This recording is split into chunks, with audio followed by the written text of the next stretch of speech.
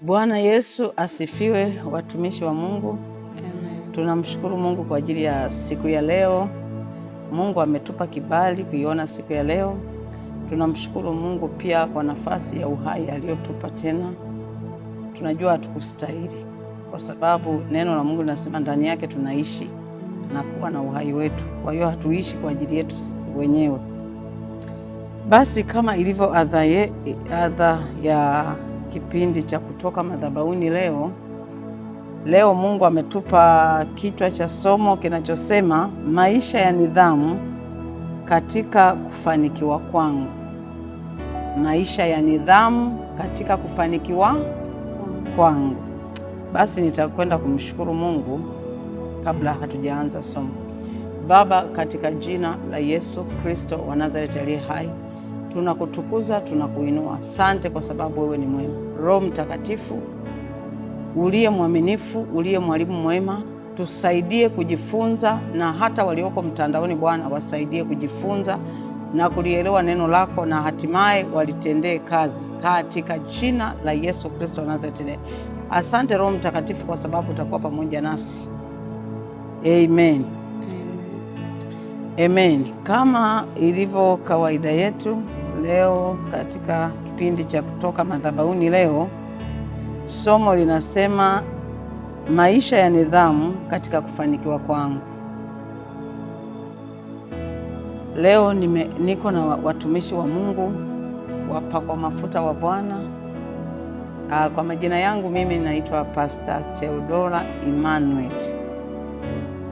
Niko na watumishi wa Mungu, niko na Pastor Rosie, niko na Pastor Messi, niko na Pastor Christina, niko na Pastor Jennifer.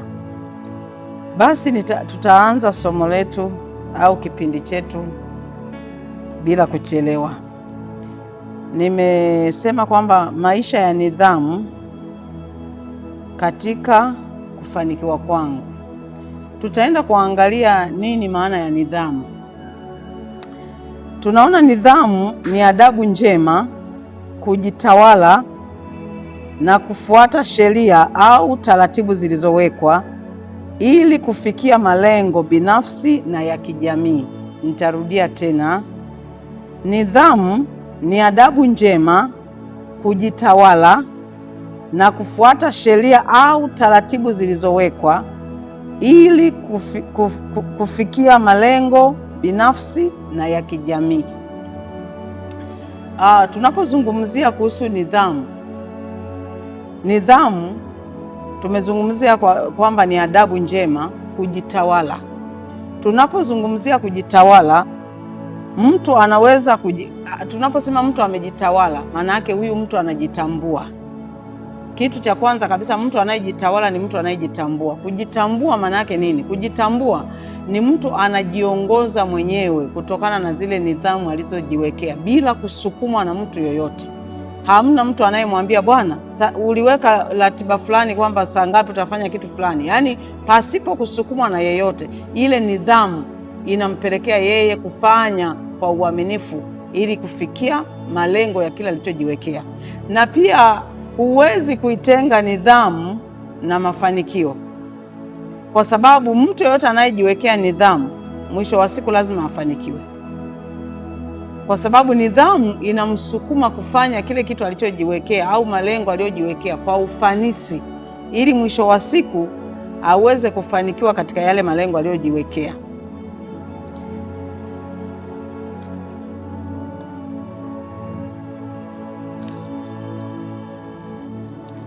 Tunapozungumzia nidhamu inajumuisha utii. Nidhamu inajumuisha utii, uwajibikaji na udhibiti wa matendo na mawazo. Nidhamu inajumuisha utii, uwajibikaji na udhibiti wa matendo na mawazo. Tumesema nidhamu inajumuisha utii na uwajibikaji. Maana yake unajitii wewe mwenyewe, yaani wewe mwenyewe unajiamrisha wewe mwenyewe na unajitii wewe mwenyewe. Unajiwajibisha wewe mwenyewe pasipo kuwajibishwa na mtu yoyote.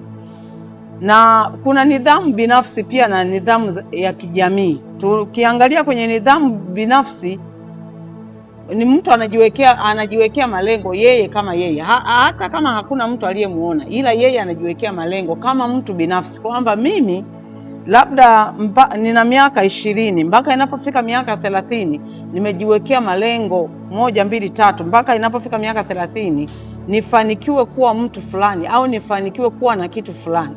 Hiyo ni nidhamu binafsi umejiwekea. Sasa kitakacho kufanya ufanikiwe kwenye hayo malengo au kitakacho kufanya ufanikiwe ni vile ambavyo wewe mwenyewe utatii kile ulichokiweka, vile utakavyowajibika kwenye yale malengo ulioyaweka.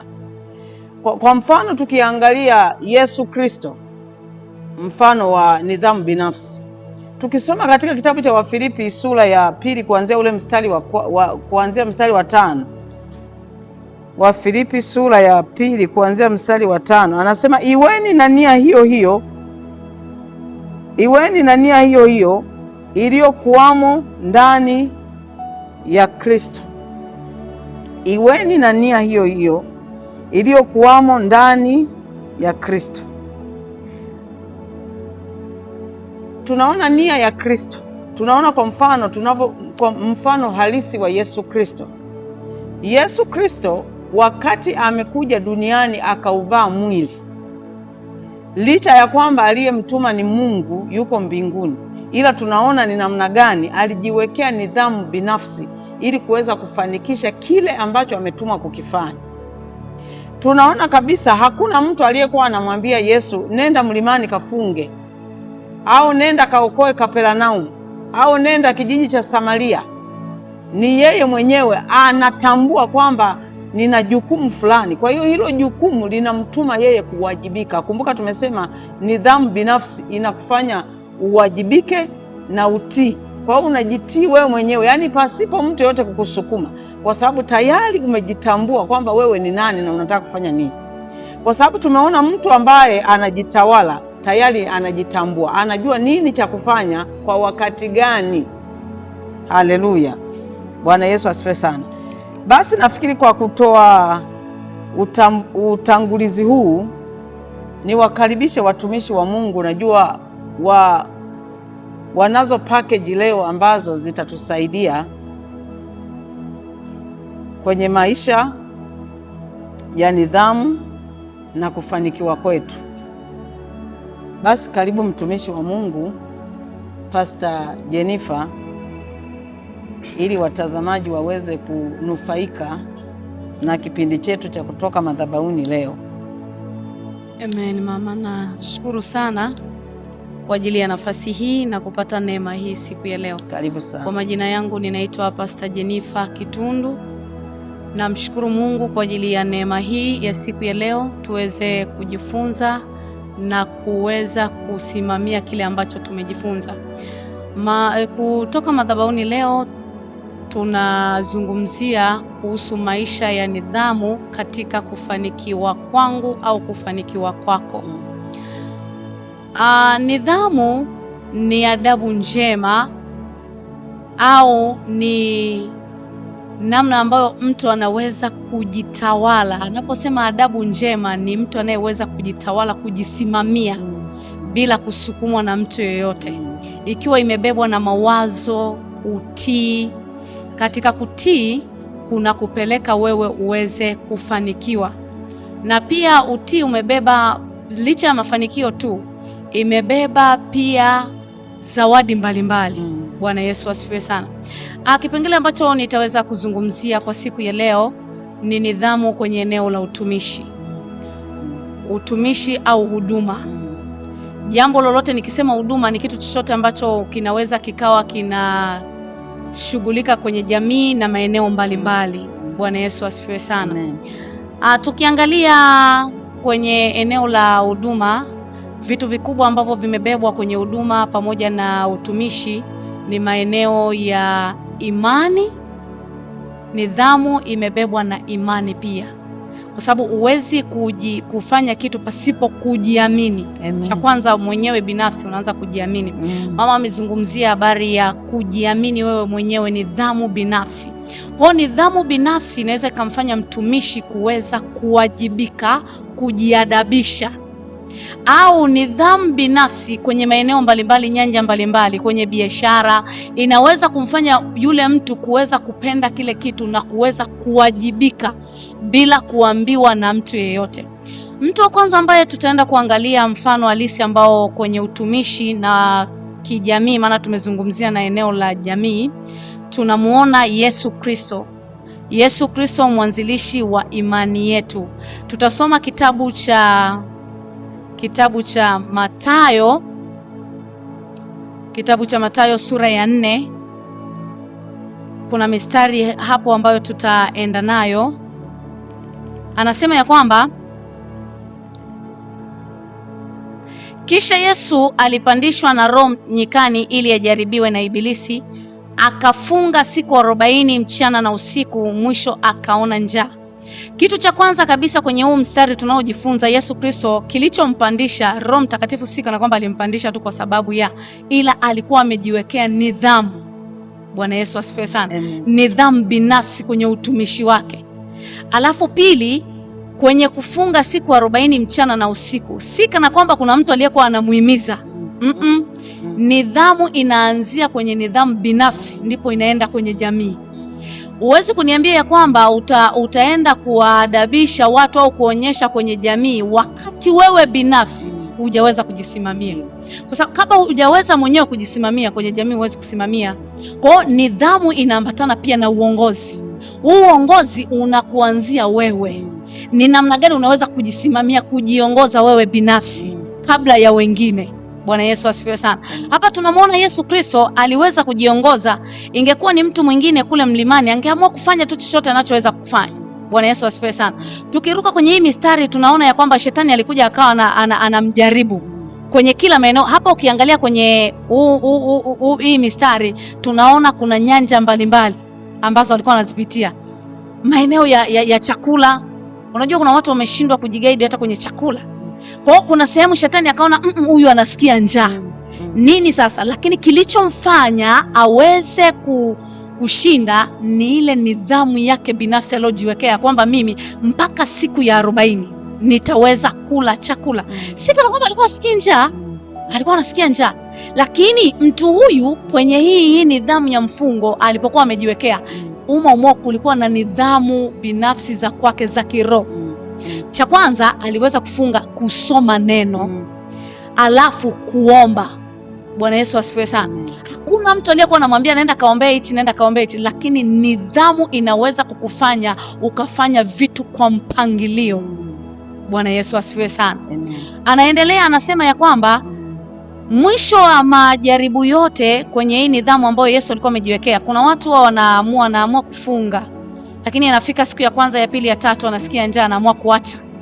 Hapo ni tayari kwenye kanuni za kiroho ni kwamba ukiacha unatakiwa uanze moja, sio kwamba nitaendelea pale ambapo niliacha. Unatakiwa hata yeye mwenyewe wakati ameanza shetani akaja. Kwa angekuwa sio mtu ambaye amejiwekea nidhamu, angeacha moja kwa moja. Kwa sababu yeye alikuwa ni Mungu. Angeweza kugeuza tu mawe kuwa mkate, akaweza kula. Bwana Yesu asifiwe sana. Ni namna gani tunaanza kuona Yesu anatufundisha namna ya kujinidhamisha mwenyewe ili uone matokeo. Tukikimbia sana kwenye hii mstari wa mwisho anasema kisha Ibilisi akamwacha, na tazama wakaja malaika wakamtumikia. Yaani kuachwa kwake ni ile nidhamu aliyoionyesha, mbingu zikamtazama. Shetani naye akaona huyu mtu sio wa kawaida. Bwana Yesu asifiwe sana. Ukienda kwenye kitabu cha Luka anasema ya kwamba akashinda na akarudi kwa nguvu za Roho Mtakatifu. Watu wakamjua wote. Kujulikana kwa Yesu na kutangazika matendo yake makuu aliyokuwa anafanya inategemeana na nidhamu aliyokuwa nayo kuanzia kwa yeye binafsi. Ikampelekea sasa, tukienda kwenye kitabu cha Wafilipi sura ya 2, tuanzie ule mstari wa Wafilipi sura ya 2, tunaanza kuona sasa matokeo ya nidhamu. Ukijiwekea nidhamu kuna matokeo. Bwana Yesu asifiwe sana. Maana anasema nidhamu katika kufanikiwa. Kwa nidhamu tu peke yake haitoshi, bado ina mafanikio. Kwa ukiweza kukaa vizuri kwenye nidhamu kuna mafanikio. Anasema ya kwamba Wafilipi sura ya 2 kuanzia mstari wa 9 nitasoma mpaka wa 11, anasema Kwa hiyo tena Mungu alimwazimisha mno, akamkirimia jina lile lipitalo kila jina. Kwa hakuweza kukirimiwa tu jina na kuadhimishwa bila kuwa na nidhamu. Nidhamu zilianzia kwake yeye binafsi. Kwanza alikuwa anatazama nini nilichokuja kukifanya duniani. Alijitambua. Baada ya kujitambua, akaona kama nimekuja kufanya mapenzi ya Baba yangu, ni sharti nifuate maelekezo. Bwana Yesu asifiwe sana. Amen. Kwa anasema tena mstari wa 10 anasema, ili kwa jina la Yesu kila goti lipigwe, na vitu vya mbinguni na vya duniani na vya chini ya nchi. 11 anasema, na kila ulimi ukiri ya kuwa Yesu Kristo ni Bwana, kwa utukufu wa Mungu Baba. Kwa hamna utukufu unaokuja nje na nidhamu ulizojiwekea. Bwana Yesu asifiwe sana. Nitaunganisha na kitabu cha Mwanzo sura ya 1 mstari wa 28. Kuna vitu hapo tunaona matokeo baada ya nidhamu. Bwana Yesu asifiwe sana. Anasema 28, Mungu akawabarikia. Yaani kabla ya kuwabarikia, Mungu anatazama nidhamu yako mwenyewe. Bwana Yesu asifiwe sana. Kwa Mungu akitaka kukuamini, anaanza kukuangalia kwenye nidhamu yako mwenyewe, umeweza kutii. Maana anasema kwenye kitabu cha Isaya sura ya 1 mstari wa 19, mkikubali na kutii mtakula mema ya nchi. Kukubali na kutii ni nidhamu binafsi. Heshima kwenye nidhamu. Anaendelea anasema, Mungu akawaambia, zaeni mkaongezeke, mkaijaze nchi na kuitiisha, mkatawale. Hauwezi kutawala nje na kujiwekea nidhamu. Yesu Kristo leo hii tunavyomsikia amefanya mambo makubwa mengi, ni kwa sababu alianzia kwenye nidhamu ya kwake binafsi. Aliheshimu kile kitu ambacho alikuwa ameagizwa na Baba yake. Kwa nipende tu kusema ya kwamba penda kujiwekea nidhamu binafsi kama mtumishi, kama mtoa huduma maeneo mbalimbali, kwenye sekta mbalimbali. Mwenyewe nimewahi, natakiwa nifanye nini, kuangalia majukumu yanayonikabili. Natakiwa nifanye 1, 2, 3. Huwezi tu kuamka ukaniambia huna ratiba yoyote, kwa sababu ratiba nayo inaunganishwa kwenye nidhamu. Nikishafika itakuwaje? Nimepangilia vipi? Itaendaje? Kipi kitafuata? Unajua kuna watu wanachanganya, ndio maana wanapishana na magari ya mshahara. Mungu hawezi kukubarikia kwenye kitu ambacho hujaweza kukisimamia. Kama hujaweza kujisimamia mwenyewe, atakuaminije kwa watu wengi? Bwana Yesu asifiwe sana. Akasema, heri mtumwa yule anayewapa watu chakula kwa wakati. Kwa yule ilianzia kwake binafsi. Kwa kama utaweza mwenyewe kujisimamia, hata wengine akikupa utaweza kuwasimamia. Bwana Yesu asifiwe sana. Haleluya. Amen. Amen. Asante sana Pastor Jennifer. Wakati unaendelea kuzungumza nikawa najifunza kitu. Umezungumzia kwa habari ya nidhamu katika utumishi. Tumeona kabisa Yesu wakati amefunga siku 40 akasikia njaa. Unajua mtu anaweza akasema huyu alikuwa ni Yesu Bwana, lakini tukiangalia Yesu alikuwa ana 100% ya ubinadamu na 100% ya uungu. Kwa hiyo na yeye alikuwa kama mimi, ana mahitaji, yani kama mimi nasikia njaa na yeye anasikia njaa vile vile. Lakini tunaona ni namna gani aliweza kuweka nidhamu ili kufikia malengo. Kumbuka tumesema nidhamu, unajitawala, unajitambua, unajitawala ili ufikie malengo.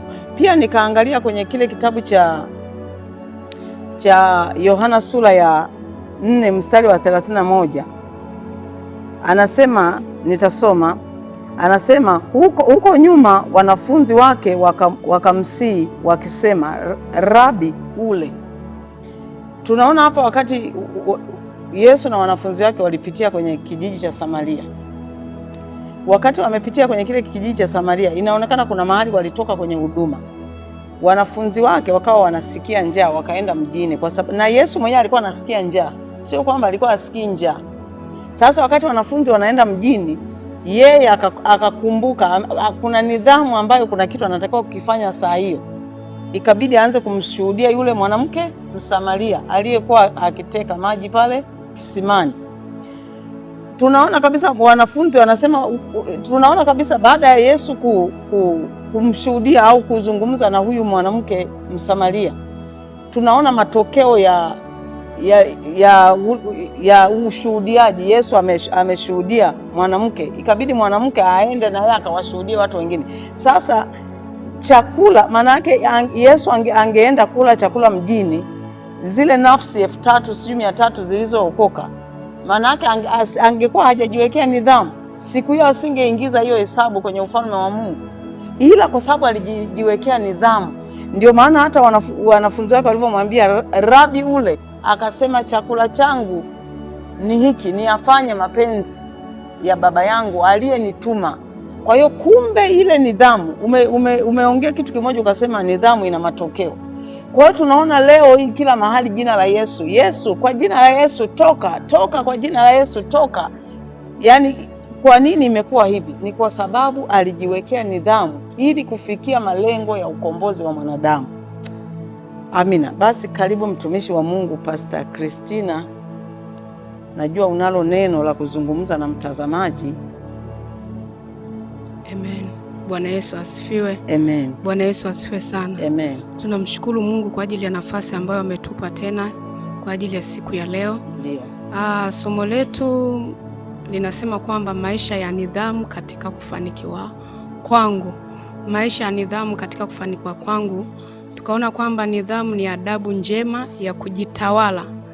Ni adabu njema ya kujitawala mtu binafsi au eneo fulani ambalo anakuwa amewekwa. Bwana Yesu asifiwe sana. Amen. Mimi kipengele ambacho nitazungumzia kwa habari ya milango ya fahamu mitatu. Kuona, kusikia na kunena. Bwana Yesu asifiwe sana. Amen. Hii ni milango ya fahamu ambayo inaonekana kwa kawaida sana, lakini inaweza kukupeleka mahali au kukurudisha mahali. Yes. Bwana Yesu asifiwe sana. Amen.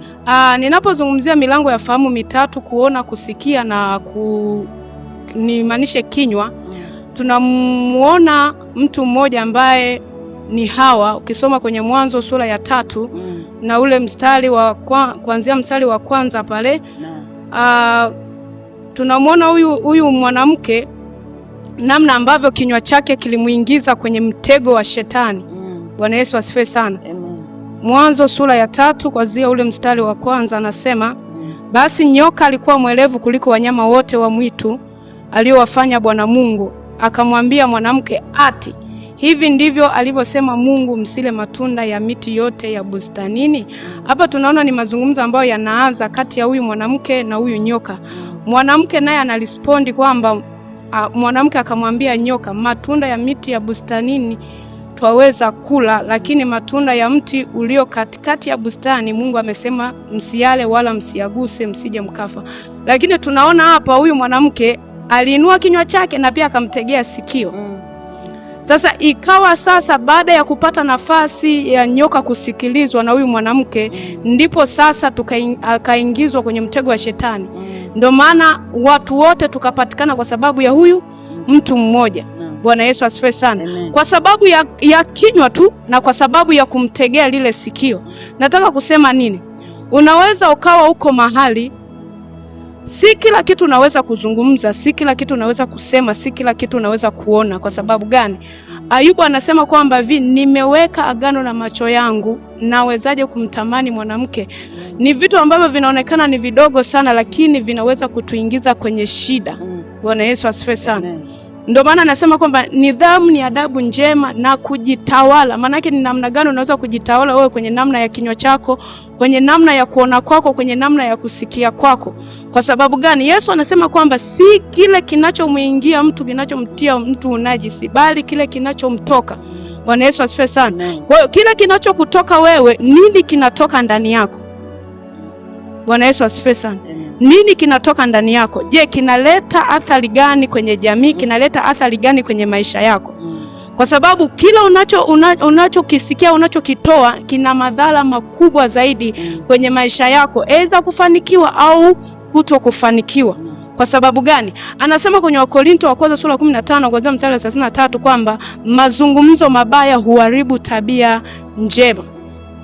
Mazungumzo mabaya huharibu tabia njema. kwenye hii sehemu imetuathiri watu wengi, aidha kwenye utumishi, aidha kwenye kampuni, aidha kwenye huduma, kwenye maeneo mbalimbali, kwa sababu ya kitu kidogo tu, kinywa, namna ya kusikia. Labda uliwakuta ndugu wawili wanazungumza kuhusu jambo fulani, hauna uhakika nalo, wewe ushalipeleka. Bwana Yesu asifiwe sana. Sasa kule kulipeleka tayari umeenda kusema vitu vingine tofauti, inaanza kuleta shida. Ndio maana anasema kwenye Yakobo kwamba ulimi ni kiungo kidogo sana, lakini kinaweza kuwasha moto wa msitu. Bwana Yesu asifiwe sana. Kwa nini? Ni kwa sababu mtu ameshindwa kulinda kinywa chake. Kwa sababu unaposhindwa kulinda kinywa, lazima itaenda kuathiri moyo. Amen. Bwana Yesu asifiwe sana. Lazima itaenda kuathiri moyo. Kwa sababu gani? Anasema linda sana moyo wako kuliko vyote ulindavyo. Huwezi kuulinda moyo kama hujalinda kinywa, hujalinda macho, hujalinda masikio. Hivi vitu vyote hivi, ili moyo uwe salama, ili wewe uwe salama, ni namna gani unavyoweza kulinda namna ya kuona, namna ya kusikia na namna ya kunena kwako. Bwana Yesu asifiwe sana. Tukisoma kwenye Mwanzo kwenye Zaburi sura ya kwanza na ule mstari wa kwanza, anasema hivi: heri mtu yule asiyekwenda katika shauri la wasio haki, wala hakuketi barazani pa wenye mizaa, bali sheria ya Bwana ndiyo impendezayo. Kwa sababu gani? Huyu mtu tayari amechagua kukaa kwenye sheria ya Bwana, kuisikiliza, sio kukaa barazani pa wenye mizaa. Kwa sababu barazani kwenye mizaa utasikia vingi, utaona vingi na utachangia. Lazima tu utaweza kuchangia, na utakapochangia lazima kuna madhara yatakuja kwako wewe na kwenye jamii. Ndio maana magovi mengi yanakotokea aidha kwenye familia, unakuta kwenye ndoa nyingi, kinachokuja kuleta shida, mwanamke ana mdomo sana au mwanaume anaongea sana. Ayubu anamwambia mke wake kwamba hivi, mbona unanena kama mmoja wa wanawake wapumbavu? Kwa sababu gani? Anaona mbona hiki kinywa sasa kinachosema mbona sio kama kusudi la Mungu. Bwana Yesu asifiwe sana. Kwa hiyo ushauri wangu ni kwamba ni namna gani tunaweza kulinda vinywa vyetu, masikio yetu na macho yetu, ili tuwe salama sisi wenyewe na jamii kwa ujumla. Kwa sababu ulinzi wa kitu chochote, eza kwenye familia, eza kwenye eneo lolote, linaanza na mtu binafsi. Wewe usipolinda, hakuna chochote kinachoweza kuwa salama. Bwana Yesu asifiwe sana. Amen. Amen. Asante sana Pastor Christina. Nafikiri nimejifunza kitu kikubwa wakati unazungumza. Tumeona kwamba umezungumza kwa habari ya Hawa baada ya kumtegea nyoka sikio. Tunaona madhara hayajawa kwake tu. Kwa hiyo kile kitendo cha kutokuishi kwenye nidhamu, cha kutokujitawala, kimesababisha mabilioni ya watu kuathirika, wakaishi wakawa wamefarakana na uso wa Mungu. Kwa mtu mmoja dhambi iliingia ulimwenguni. Kwa hiyo tunaona kwamba huyu mtu mmoja aliyeingiza dhambi ulimwenguni, manake tunaona alifeli kwenye eneo la nidhamu.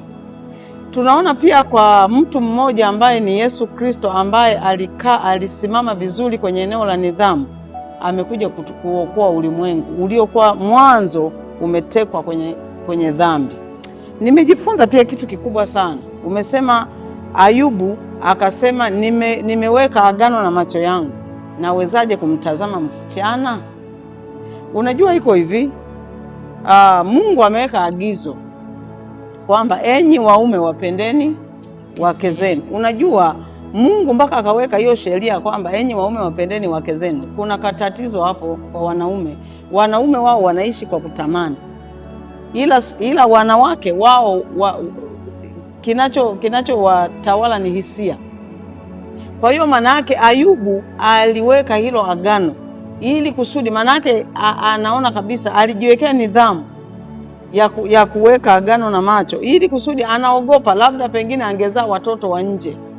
Kwa hiyo nidhamu, tumeona nidhamu, mtu akijiwekea nidhamu, matokeo yake yanakuwa mazuri kwake yeye pia na kwa jamii. Mtu akiwa na nidhamu mbaya, matokeo yanakuwa mabaya kwake na kwa jamii. Kwa hiyo manake nidhamu ikiwa mbaya, unaona kabisa namna gani unavyoathiri jamii. Yaani jamii imeathirika kwa sababu yako. Yaani vile ambavyo ulikuwa mtovu wa nidhamu, yani hujajitawala, huwajibiki, unashangaa unawaingiza watu kwenye matatizo mengi. Amen. Amen. Basi karibu sana Pastor Rosemary. Amen. Najua wako watu wanatakiwa kupata neno kutoka kwako. Amina mama. Amen. Nashukuru sana mama. Naam. Bwana Yesu asifiwe. Amen. Amen. Na wasalimu katika jina la Yesu. Kipengele kabisa mimi namshukuru Mungu kwa neema yake, maana ametupa afya, ametupa uzima. Yaani jambo kubwa mno la kumshukuru Mungu. Kwenye somo letu la leo au madhabahuni leo, somo letu linasema kuwa maisha ya nidhamu katika kufanikiwa kwetu au kwako. Yes. Kwa hiyo tutaangalia nini maana ya nidhamu.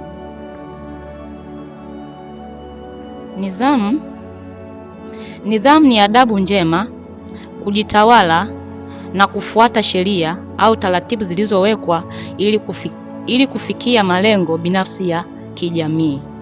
Bwana Yesu asifiwe sana. Amen. Kwa hiyo tunaona kabisa kwamba nidhamu kumbe ni adabu njema. Kama hauna adabu njema, tayari hauna nini? Nidhamu. Kwa hiyo tunaona kabisa kwamba ili uweze kufanikiwa ni lazima uwe na nidhamu. Hauna nidhamu hauwezi kufanikiwa. Ni watu wengi wameshaanza kulalamika. Ukiona mtu yani amesimama kwenye upande wa Mungu, ana nidhamu ya kumfuata Mungu, sheria zake, wanasema huyu tayari huyu ni Freemason. Au ndo yuko kwenye njia ambayo sio za Mungu. Kwa hiyo washazoea kwamba watu ambao wanafanikiwa wako upande wa shetani. Bwana Yesu asifiwe sana. Kwa hiyo tunaona kwamba mtu ambaye ana nidhamu sio mtu wa kusukuma sukuma.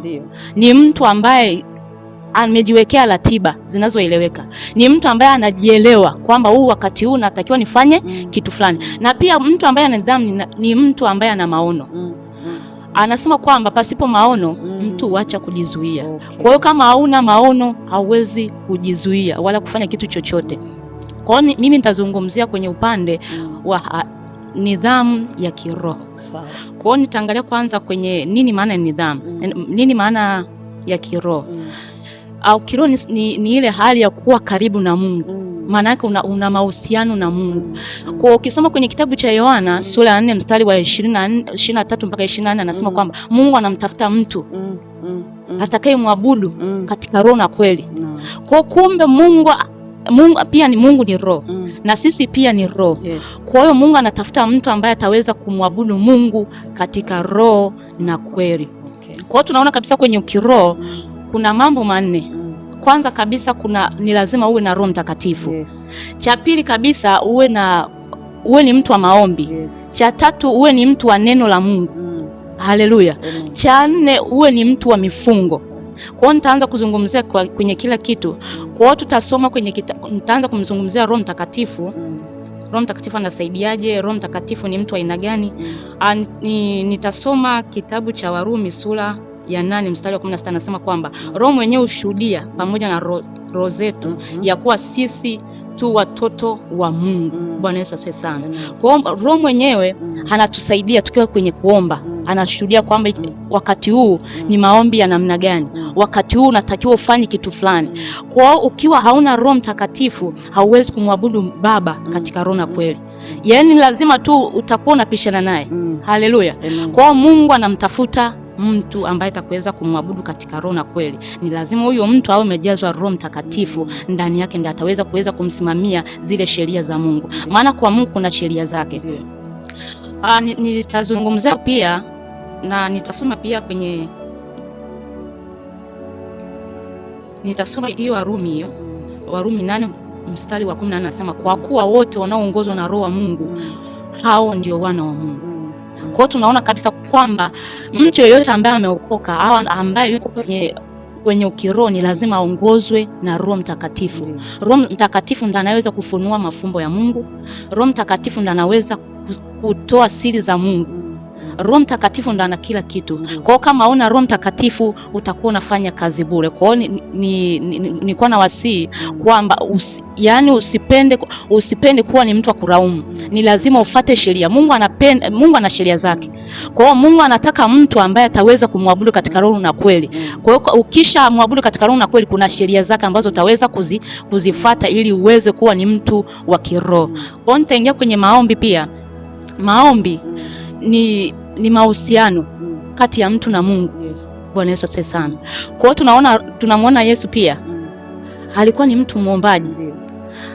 Kuna mahali aliomba, tukisoma kitabu cha Luka, kwa sababu ya muda wangu sitaweza kusoma maana muda wangu ni mchache. Tukisoma kitabu cha Luka sura ya 9 mstari wa 2, tunamwona Yesu alienda kuomba, sura yake ikageuka. Ndio. Haleluya. Kwa hiyo tunaona maombi kumbe yanageuza mtu. Maombi yanabadilisha mtu. Kama wewe sio mtu wa maombi, hauwezi kuwa ni mtu wa mabadiliko. Na zile tabia, maana kila mtu huaga kuna tabia za asili. Kwa hiyo kama wewe sio mtu wa maombi, hizo tabia za asili haziwezi kukuachia. Na pia kuna tabia ambazo ziko kwa Yesu Kristo. Kuna uvumilivu, kuna utu wema. Kwa kama sio mtu wa maombi, hauwezi kuzipata. Tukisoma kwenye kitabu cha Wagalatia sura ya 5 mstari wa 22. Kwa kama wewe sio mtu wa maombi, hauwezi kupata hizo tabia za Yesu Kristo. Nitazungumzia pia kwenye mfungo. Kama wewe sio mfungo, maana kuna watu wengine wanaweza kufunga kwa ushabiki. Watu wengine washajiwaga kwamba labda kufunga ni kama Simba na Yanga. Hawaelewi kwamba mtu anaweza akafunga, haelewi kwamba nafunga kwa sababu ya kitu fulani. Kwa hiyo kwenye kufunga unatakiwa uwe na malengo, kwamba mimi nafunga kwa ajili ya kitu fulani, kwamba mimi nafunga kwa ajili ya nini, ili nibadilishwe nini, ili niwe ni mtu wa aina gani. Ni lazima uwe na malengo kwa nini unafunga. Bwana Yesu asifiwe sana. Maana anasema kwamba namna hii haitoki, ni mpaka uwe mtu wa kufunga. Tunamwona Yesu Kristo alifunga. Tunamwona Musa alikuwa ni mtu wa kufunga. Musa pia alifunga siku 40. Yesu mwenyewe pia alifunga siku 40. Kwa hiyo tunaona kabisa kwamba kwenye kufunga kuna vitu fulani, kuna tanzi fulani Mungu anakutoa. Bwana Yesu asifiwe sana. Kwa hiyo unatakiwa uwe ni mtu wa mifungo. Haleluya. Amen.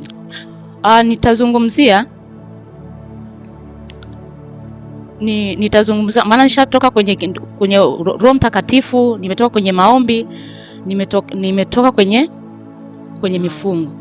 Kwa hiyo tunazungumza kwenye neno la Mungu. Kwa hiyo haupaswi kuomba bila kuweka neno la Mungu. Unaweza ukawa ni mtu wa muombaji. Ngoja tu niongelee hii hapa. Unaweza ukawa unaomba, ngoja nirudi nyuma. Unaweza ukawa unaomba lakini usiwe umefunga, lakini Mungu akakufunulia kuna vitu fulani unatakiwa vifanye. Lakini sio kwamba labda mpaka wewe umefunga. Hiyo nilikuwa nimesahau. Kwa hiyo inatakiwa ukiwa umefunga yani sio lazima sana. Yani ni lazima uwe ni mtu wa maombi. Na yani inakuwa inategemea kwamba kwenye kufunga sio lazima sana uwe yani kwenye maombi sio lazima sana uwe umefunga, lakini kwenye kufunga ni lazima uombe. Maana kuna watu wengi wanajiwekea tu kwenye maombi. Kwenye kufunga, ukiwa umefunga ni watu wa kulala tu mpaka siku kadhaa ambazo wamezipanga zikifika ndo aweze kutoka.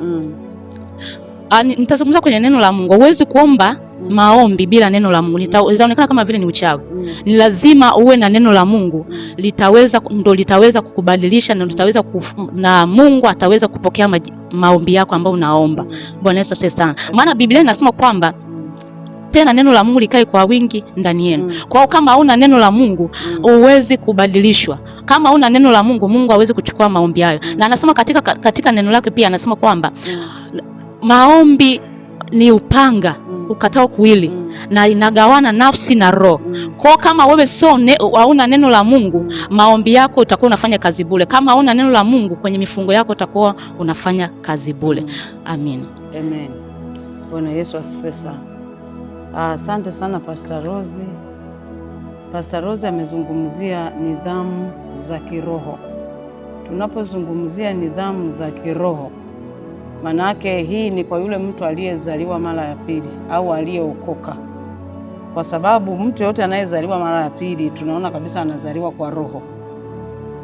Kwa hiyo amesema kama huyu mtu amezaliwa kwa Roho, anapaswa Roho Mtakatifu awepo, ambaye atamsaidia kuomba kwa ufasaha, atamsaidia kufunga kwa ufasaha, atamsaidia kujifunza neno kwa ufasaha, na atamsaidia pia kwenye neno.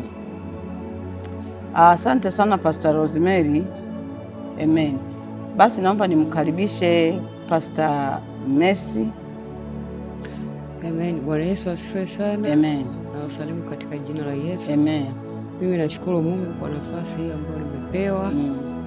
Leo kwenye mada yetu tunazungumzia maisha ya nidhamu katika kufanikiwa kwangu au katika kufanikiwa kwako.